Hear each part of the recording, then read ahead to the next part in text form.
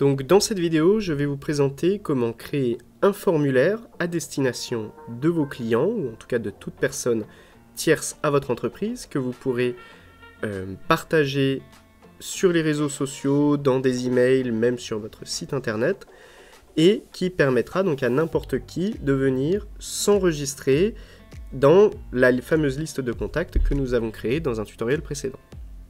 Donc, je me connecte, je suis sur la GED, c'est bien, c'est là où je veux être. Je vais créer un nouveau dossier que je vais nommer forme contact, voilà. Et je vais créer un nouveau document que je vais appeler index.html. Je pourrais le nommer n'importe comment. C'est juste qu'en général, sur un site internet, on appelle le document principal HTML index.html. Donc je le crée, je charge un minimum de code. En titre, je vais mettre contact. Voilà. Et puis, je vais prendre du code, là je suis sur le site de Bootstrap, je vais prendre du code, je fais copier-coller, je le mets là, et d'ores et déjà, j'ai un code normalement fonctionnel. Je clique sur afficher, et donc là j'ai un formulaire. Alors le code que j'ai copié-collé n'est pas fait pour faire une demande de contact, il est fait pour enregistrer un email et un mot de passe, on va renommer ça.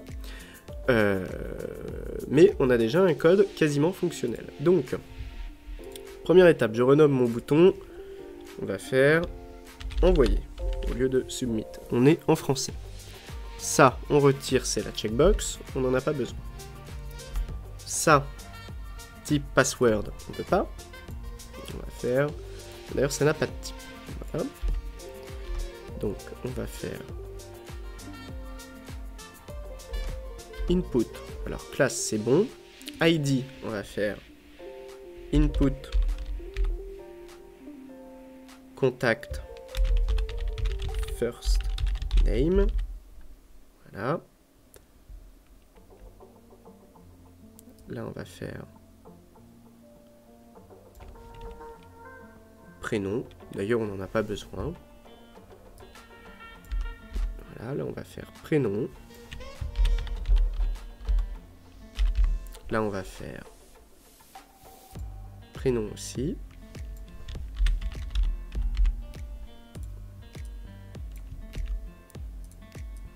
Là, on va faire nom.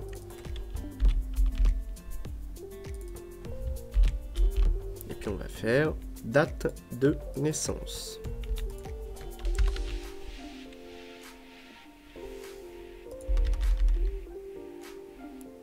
Là, on va faire date de naissance.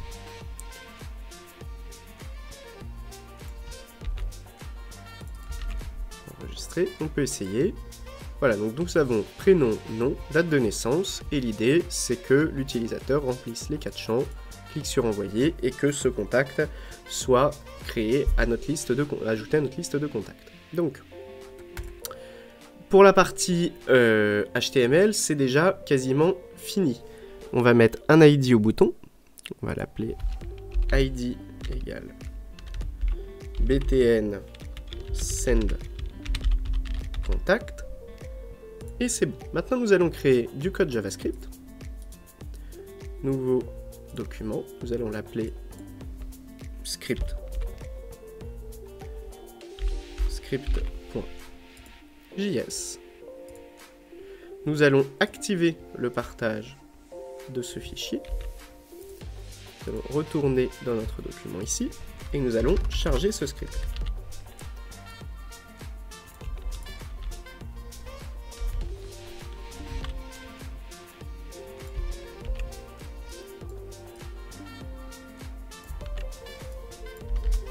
Voilà, j'enregistre. Ici, je charge un minimum de code pour avoir un template d'accès à la base de données. Et on va se contenter de ça. Alors, on peut voir que lorsque l'on souhaite accéder à la base de données, il nous faut une API Key. Alors ça me permet de présenter un concept très important dans NextAdmin, à savoir que donc, lorsque l'on fait du code à l'intérieur de NextAdmin. Donc pas de souci, nous disposons des droits de l'utilisateur qui est connecté à la plateforme.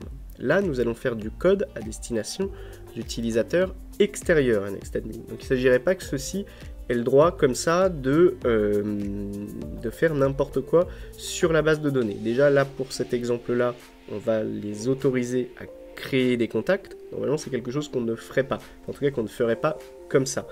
Là, c'est pour un exemple, c'est pour une présentation. Donc, on va s'autoriser cette faille de sécurité. Nous allons donc créer une clé d'API qui nous permettra, depuis un compte externe, d'enregistrer des contacts. Alors, pour cela, nous allons aller dans groupe d'utilisateurs. On va créer un nouveau groupe d'utilisateurs et on va l'appeler front. Voilà, donc ça sera le groupe d'utilisateurs qui aura venant du front, donc c'est-à-dire des utilisateurs non internes à votre société qui auront donc des droits sur la plateforme. Donc normalement, ils n'ont pas trop de droits. Donc ce groupe front n'aura aucun droit sur les pages et va avoir des droits sur les données. Et en l'occurrence, va avoir un droit sur la donnée des contacts. Et donc, il va avoir un droit de consultation et de modification. J'enregistre. Je vais créer donc un nouvel utilisateur également que je vais appeler je vais l'appeler front. Voilà. Identifiant front. Mot de passe. Alors normalement on met un mot de passe compliqué. Là je vais mettre 1, 2, 3, 4, 5, 6, 7, 8, 9. Donc, ce n'est pas un mot de passe recommandable. Et je vais aller générer donc un token pour cet utilisateur. Je mets une durée de vie de 365 jours, donc ça veut dire que d'ici 365 jours, mon formulaire ne fonctionnera plus. On peut mettre une durée plus longue, mais en général, on met une durée relativement courte pour s'obliger à se poser la question de savoir comment les choses fonctionnent. Donc j'enregistre et j'ajoute mon token. Voilà. Donc mon token, je peux le copier. Et également, je vais inclure donc mon utilisateur front dans le groupe front pour en bénéficier des droits. Voilà. Donc j'enregistre. Et je peux, ça s'en moque, et je peux retourner dans l'édition de mon script. Donc, je fais éditer le code. Je n'avais pas enregistré. Voilà, donc c'est dommage. Donc je vais reprendre mon code minimal. Là. Et donc ici, je mets mon API key. Du coup, ça c'est OK. Voilà. Donc là, je crée un client qui a un droit d'accès sur des données à l'aide du token qui donne des accès aux contacts. Donc moi, je vais accéder aux contacts ici, pas aux users, parce que de toute façon, je n'ai pas le droit d'accès aux utilisateurs et ça ne m'intéresse pas dans ce contexte-là. Donc là, je vais appeler ça contact, contact DB7. Oui, on peut appeler ça comme ça. Contact DB7. Je vais créer un nouveau contact. Alors plutôt, je vais m'abonner au bouton qui existe côté HTML. Donc mon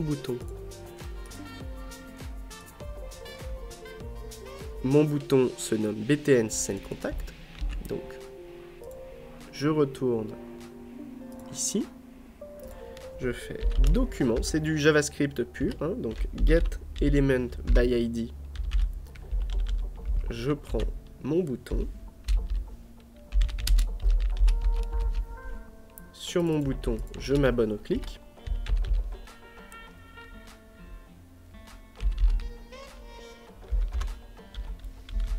Je m'abonne à l'événement de clic, donc quand l'utilisateur cliquera sur le bouton.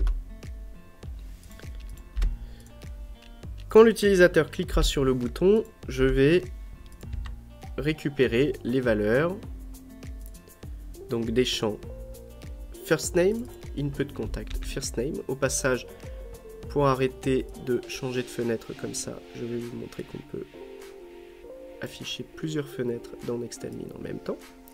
Donc, je mets ma fenêtre à gauche, je mets la fenêtre de mon script à droite. Ça va être beaucoup plus facile pour la suite. Donc, input contact first name, donc même chose, je fais document get element by id, input contact first name, ok, donc point value, donc là je vais avoir le prénom de mon contact, contact, alors first name, contact name, et contact DDN, date de naissance. Vous remarquerez que je fais un mélange d'anglais et de français. Alors contact name, ce sera lui, et l'ID contact, ça on va le renommer, c'est contact, input contact DDN. J'enregistre ça. Voilà. Donc là, j'ai le prénom, le nom et la date de naissance de mon contact. Il ne me reste plus qu'à l'ajouter à ma base de données. Donc pour cela, je vais créer donc un nouveau contact.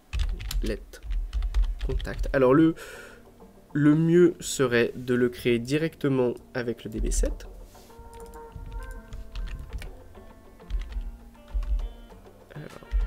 Contact.addOrUpdate. Voilà. Donc là, je fais ça. Je fais donc côté dans notre base de données, on a créé les champs contact, on a créé le champ nom, prénom et date de naissance. On va aller vérifier comment ceci s'appelle. Donc si je vais dans configuration, données, contact, je peux voir que j'ai un champ prénom, un champ nom et un champ année de naissance. Donc prénom, donc on va faire nom. Donc nom c'est contact name. Prénom c'est contact first name. Et année de naissance. Point. Contact, date de naissance. Contact DDN. Et donc là, pour ce qui est de l'ID, il sera calculé automatiquement. Et donc là, d'ores et déjà, je viens donc d'avoir un système qui me permet d'enregistrer, d'ajouter un nouveau contact à ma base de données. Donc j'enregistre. Je peux retourner, j'ai encore le document ouvert, je peux afficher ma page, et si je fais test contact, et on va faire, test prénom nouveau contact, et test nom nouveau contact. Alors, juste petite modification, puisque je viens de voir que la date de naissance, là, n'était pas correctement formatée. Donc, on va forcer un input de type date. Donc, je fais type égale date. J'enregistre. Ça, je réactualise. Il faut que je réouvre. Donc, je refais afficher. Voilà, on voit qu'on a un champ de type date. J'avais copié-collé la valeur de ces champs-là. Voilà. Test non contact. On va dire qu'il est né le 1er janvier 2010. Et je clique sur envoyer. Et c'est tout. Donc ça n'a pas marché. Et nous voyons que mon contact vient d'être ajouté ici dans leur test prénom, nouveau contact.